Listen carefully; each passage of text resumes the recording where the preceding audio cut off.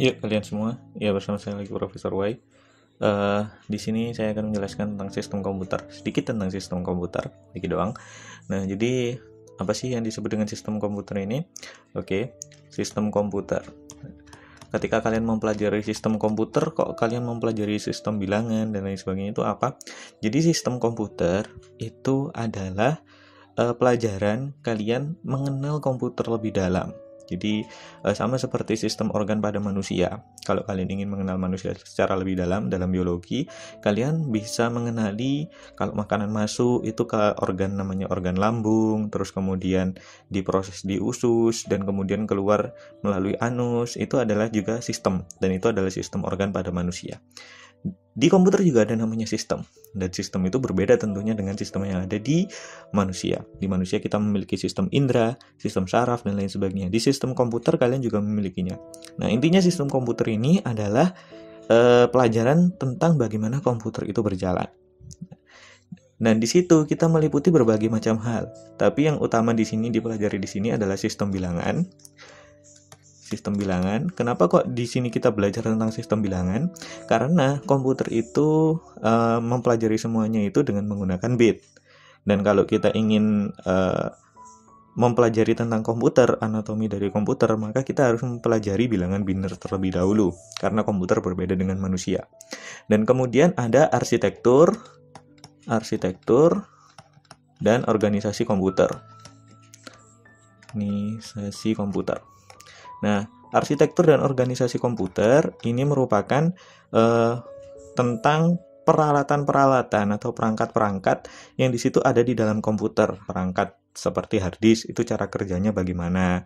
Terus kemudian seperti RAM itu cara kerjanya bagaimana. Nah, itu dipelajari di dalam sistem komputer.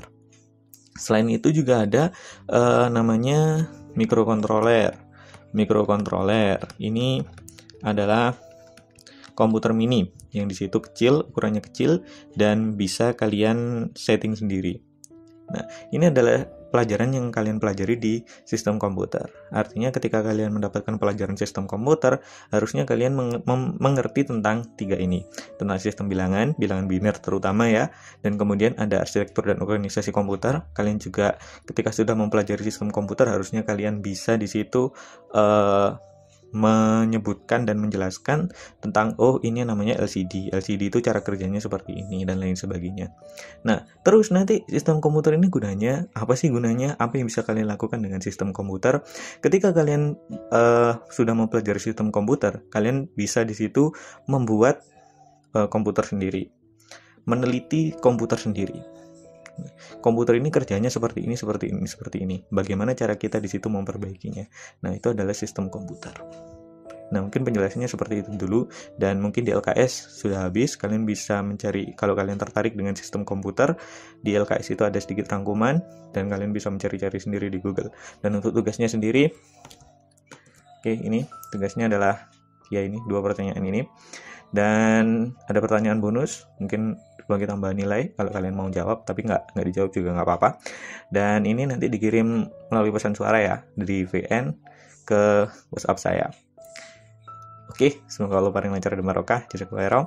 Dan jangan lupa like dan subscribe channel ini untuk dapat pelajaran-pelajaran kecil juga, entah tentang motivasi atau tentang komputer juga.